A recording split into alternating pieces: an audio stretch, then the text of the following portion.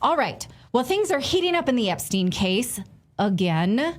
Are you going to get excited, Clayton? I'll give you a second to get excited again.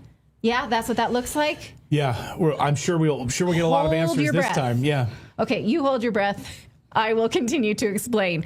Attorney General Pam Bondi now says she's open to interviewing Ghislaine Maxwell, despite claiming that she hadn't heard before about Epstein's ties to intelligence. Okay. Meanwhile, Congress, in order to avoid voting on Epstein disclosure, is just going to go to break. They're going to take the whole week off because they cannot vote on Epstein disclosure that Democrats tacked to the bills that they already wanted. Now, in court, a judge is holding up the unsealed documents of grand jury testimonies because the defendant might object, they say, but Epstein is dead. Who can object on his behalf? So the layers of protection around this man persist long after his death. Joining us to discuss is Lionel from the Lionel Nation YouTube channel, a New York lawyer and prosecutor. Lionel, thank you for coming. You know that I have so many questions that I put together a lightning round because I don't think we can get to them. And Lionel, you know I love you, can give long answers, and I appreciate that. He gives lawyer answers. Let's go. Lawyer answers. Yeah, so shall we do the lightning round first, and then we're going to get to your in-depth questions. Okay. Go. Try and answer these in one sentence or two sentences max, and we'll see what we can do. Okay, Attorney General Bondi says she hadn't heard about Epstein's links to intelligence. Is that plausible? Absolutely. Okay, Maxwell being revisited. How'd they convict her with so many unanswered questions? Is that possible? He was charged with conspiring with Epstein. Hers was not with anybody else. Hers was not. She was charged with about 3 or 4 different victims regarding transporting them, luring them in for particular sexual tryst. Like hers was a different. It wasn't human trafficking. Yes, the jury heard the case, and found her guilty. I think she was acquitted of just one. So yes, there was nothing wrong with that statute. They believed victims. Oh, now to unseal the grand jury testimony, the court's asking if the defendant objects. Since Epstein is dead, who could object on his behalf? That's a misnomer. The defendant objects because it doesn't really matter, because it doesn't belong to the defendant. It's the subject of the investigation. She's also the defendant, because in that particular case, she would have to say, and other people as well, because remember, there were victims of this. There were victims whose testimony, very, very sensitive testimonies, were revealed. And if you look at the criteria of the courts, it's not just objection of the defendant, but the totality of the possible objections and the sensitivity of the matters. That could be a problem. I don't think they're going to release it at all. Okay. All right. So then that's a fun little monkey exercise we're doing. How is Epstein's lawyer allowed to write an op-ed in the Wall Street Journal? Isn't he still bound by confidentiality?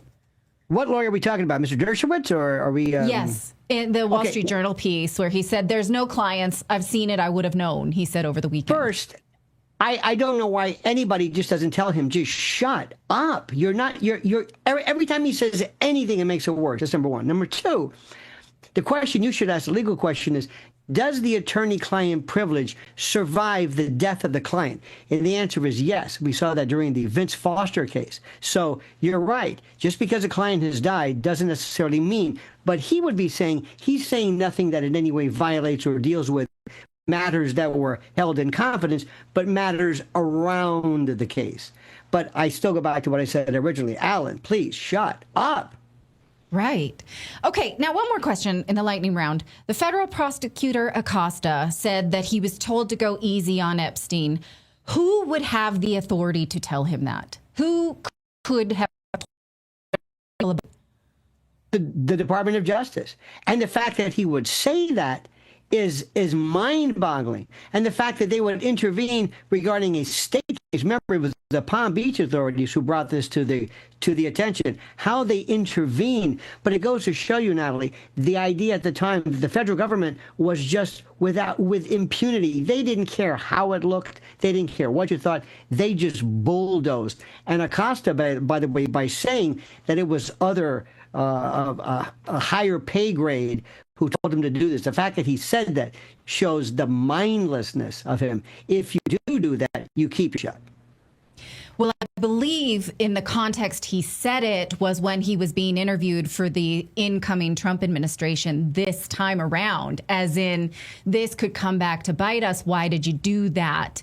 That is, it's still, and then he's sort of walked it back since, but the fact that it's been reported that he said it is damning enough for us to want answers. Okay, so let's go into some in-depth questions. I want to talk about what we could learn from the grand jury testimony, because we had one in 2008 and one in 2019. The 2019 one was about the 2008 one, where it was just Epstein abusing young girls. There were no clients in that first case. So what's the most we could learn from the 2019 grand jury testimony, which seems to be the one they're trying to give us? First, let's get rid of this term client, because that's incorrect. He's not a pimp. These weren't his clients and that sort of thing. Also, these words, I heard you fine folks using the word treason. There was no aiding and abetting another foreign enemy, or treason's not the word, client's not the word, list is not the word, black book is not the word, client logs is a very simple thing. What was your entire, of the 1,000, roughly 1,000 women who were considered victims, of the 1,000, who were they, number one, not to be revealed to the public, number one. Number two, how many of them want this case to be brought out again? This is sometimes 20 years old. Some people have settled, some have moved on, some have families. So you have to consider what they want. Number three, how many of them actually identified individuals who had sex with them when they were minors? This is what I want to know. Next, how were those cases not prosecuted? And let me also say something to you. This is going to burst your bubble, so to speak. Is there anyone on the planet today who has ever said that he ever had anything happen to him or her because of some type of extortion information that was threatened to be revealed? Is there anyone who's ever made that claim? No. We anticipated. We think that's what it was. I submit to you that this is a limited hangout, that the real issue, the real nuts and bolts of the Wexner, the Epstein cabal, the settlements with the J.P. Morgan and the Deutsche Bank had to do with the most complex money laundering machinations you can imagine. This is trifling. The other issue was, what about his French counterpart, who was also found dead in a cell in a French jail? That's the one that's completely forgotten. Focus on that. These are red herrings. Everybody thinks that somehow you're going to have some list somewhere that's going to reveal, let's say, just a Bill Gates, Bill Clinton, something that you're going to say, aha, look at the list of these predators and look how they got away. That doesn't exist. The FBI has lists of the 1,000, roughly 600, 900 victims. They have each said, can you identify somebody who violated you? Remember, if you're not underage, it doesn't matter. I don't think trafficking is going to work in this force, fraud, or coercion. We're looking for minors. How many of them actually involved minors? That's what we want. Not client lists, who flew on a plane. Ethel Kennedy was on a plane, for God's sake. Stephen Hawking. That's not what we want. We want to know, was there some type of a sex trafficking network specifically involving minors? If they're not minors, if it was consensual, as crude as this might sound, we're not interested. I'm suggesting that list is so small, but it's available, not through grand juries. That's not what you want. It's the investigative notes, the investigation that the FBI's had since day one. They've got it right there. And the fact that Pam Bondi can't pick up the phone and say, tell me what you've got. She's the Attorney General. And finally, right. Let me just get this out. My rule, if I was a president, nobody goes on Fox ever again unless you're announcing the arrest and hopefully the conviction of somebody. Stop telling everybody what you're doing. Stop telling about how we've referred this case to the Department of Justice, how we're looking at Comey and Brennan. Stop it. Why? And Tulsi Gabbard, shut up. Why are you going on Maria Bartiromo? You're not a podcaster anymore. You work for the federal government. You keep it quiet. You don't say anything. You make these people scared. Rudy Giuliani never announced until the indictments were made when he indicted the commission. Why do we know every single step? We're alerting them. We're getting them ready. And the only way we're going to get anything done is if you go back in time and try to extricate and unravel this inherent entrenched corruption that goes from the top to the bottom of the entire federal system. Federal judges, clerks, people in the DOJ, people who are actually in the federal deep state. You can talk about this all day long. This is critical. There is no way you're going to be able to change this unless you go back and undo and clean house and basically remove the virus that has infected the entire justice system. Good luck, Pam Bondi. Right. Okay, so a lot like what you told us about the Diddy case is no one was held there without their consent. A lot of these people were overage. It was dirty and gross, but it was not illegal. So what you're saying we could see, because there was accusations that Epstein had girls as young as 12, but a lot of times he used Lex Wessner's connections to Victoria's Secret. Those girls were not minors, and he could have tangentially invited Bill Clinton around to hang out with girls in their underwear. But since they were of age, can you get my daughter out of here? Go. I'm sorry. My daughter just walked in here and I cannot let her hear this. Because they were of age, then it's possible there were compromising situations, but not used so overtly. Go back to the modeling in France, the Brunel connection. Those models. Right. Modeling that's where I would look. But let me tell you something. The question I would ask right now if I were Pam Bondi, who wants to testify now?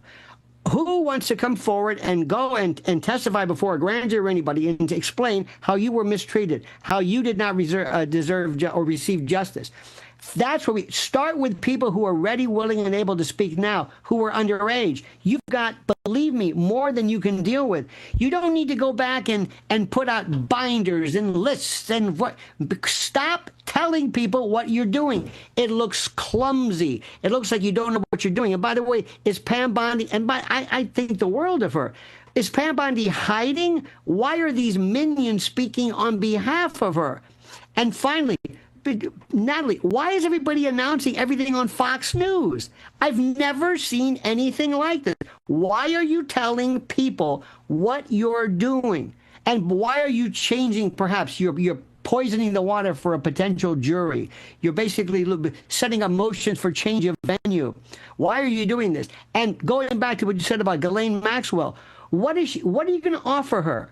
Get me out of here. Yeah. Compassionate release. Why do I speak to you? Are you going to reverse this? I'm not going to say anything to you. And if you think the real reason what she's concerned about is her parents or her family, that's what, and nobody's going to protect her on that. She would probably say, no way. Look, for all we know, she's got millions in some Cayman Island account somewhere. She's going to do her time, keep her mouth shut, and that's it. And I'm going to come and open this up again. I'm gonna unravel this again. And remember one thing, this would have never happened had Pam Bondi not gone on TV and said, I have on my desk or whatever it is, a file or a list binders, or a document. All of that. Yeah. Nothing would have happened. Nobody thought about this. We forgot it. It was in bed. This was an unforced error. This is an own goal. What's the point of this? Just let it go. Or if you're going to investigate it, don't announce it. Do it quietly, behind the scenes. And then surprise them with an indictment. Surprise them with an arrest. Don't tell people what you're doing. Don't alert everybody. Because if you don't follow through with a conviction, you look like you failed again. Right. And so even if we put aside the perversion, the sexual perversion, the young girls, all the assault, can we get answers about the money, right? And so in the Daryl Cooper interview with Tucker Carlson last week, he made it quite clear that Epstein knew how to traffic weapons, how to traffic secrets for multiple governments. And so that explains what I wrote here is these irregularities, how the FBI raided his island after after his death. The plea deal was structured to block future prosecutions and co-conspirators. Fiscal records still remaining, victims not being noticed. So it's the money here. And let's address this last. How in the heck has the Justice Department failed to interview Lex Wessner?